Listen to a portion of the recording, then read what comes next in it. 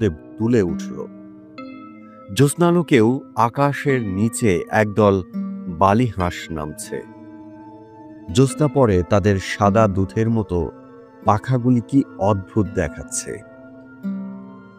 দেখতে দেখতে তারা নেমে এসে হ্রদের ধারে বালির চরে বসল।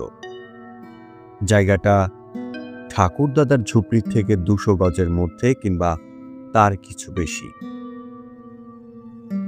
এত দূর থেকে বন্দুকের পাল্লা যাবে না, বিশেষ এই জ্যোৎস্না রাত্রে। ঠাকুরদাদা ভাবলেন, দেখি ওরা কাছে আসে কিনা, কিংবা আরো হাঁসের দল নামে কিনা। শিকারীর পক্ষে ধৈর্যের মতো গুণ আর কিছু নেই। এক দৃষ্টে হাঁসগুলোকে লক্ষ্য করাই ভালো।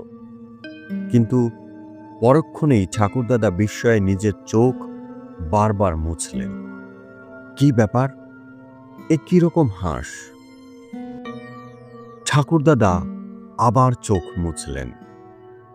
আরো খেয়েছেন বটে, কিন্তু তাতে জ্ঞান হারা হবার বা চোখে ভুল দেখবার কি কারণ আছে এখনই?